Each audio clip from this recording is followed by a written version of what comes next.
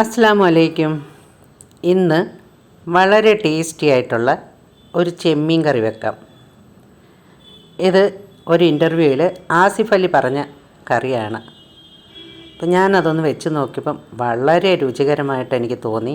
അപ്പോൾ അതാണ് നിങ്ങളെ കൂടെ കാണിക്കാമെന്ന് വെച്ചത്. അപ്പോൾ ഇന്നത്തെ എൻ്റെ വീഡിയോ ചെമ്മീൻ കറിയാണ്. ഇത് കൊച്ചിക്കാരുടെ സ്പെഷ്യൽ ചെമ്മീൻ കറിയാണ്. അതിനായി ഒരു മുറി തേങ്ങ എടുത്തിട്ടുണ്ട്. അതിലേക്ക് ചുവന്നുള്ളി ഇട്ടിട്ടുണ്ട്.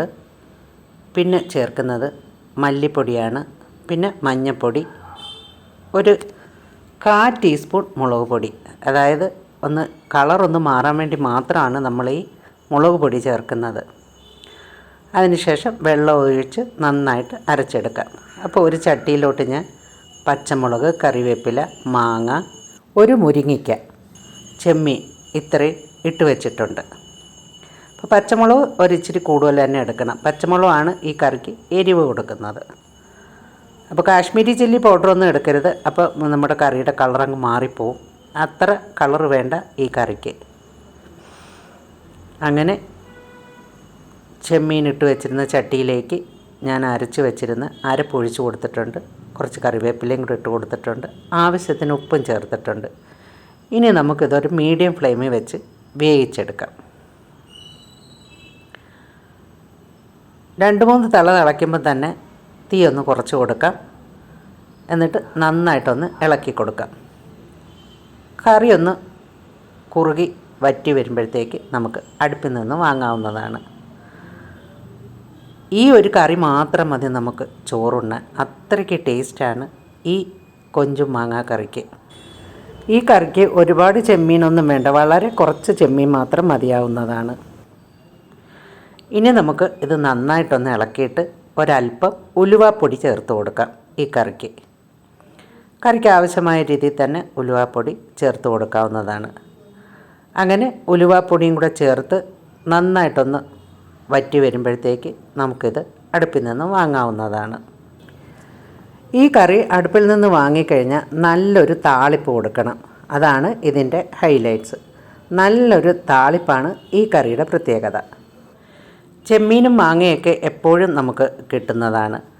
അപ്പോൾ നമുക്ക് ഇതുപോലെ വെച്ച് നോക്കാവുന്നതാണ്. ബാക്കി വന്ന ചെമ്മീനും കുറച്ച് മീനും കൂടെ ഞാനൊന്ന് വറുത്തെടുക്കുന്നുണ്ട്.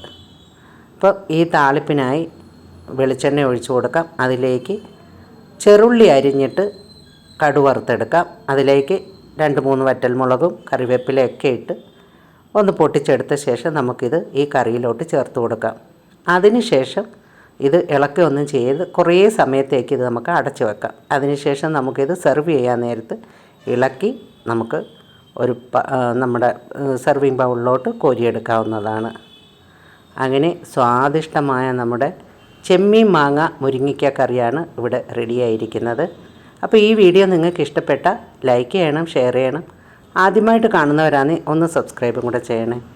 തൊട്ടടുത്തുള്ള ബെൽ ബട്ടണും കൂടെ അമർത്തിയാൽ ഞാനിടുന്ന വീഡിയോയുടെ നോട്ടിഫിക്കേഷനൊക്കെ നിങ്ങൾക്ക് കിട്ടുന്നതാണ്. ഈ കറി നമുക്ക് അപ്പത്തിൻ്റെ കൂടോ ഇടിയപ്പത്തിൻ്റെ കൂടൊക്കെ നമുക്ക് എടുക്കാവുന്നതാണ്. നല്ല അരി റൊട്ടിയുടെ കൂടൊക്കെ നമുക്ക് ഈ കറി ഉപയോഗിച്ച് കഴിക്കാവുന്നതാണ്.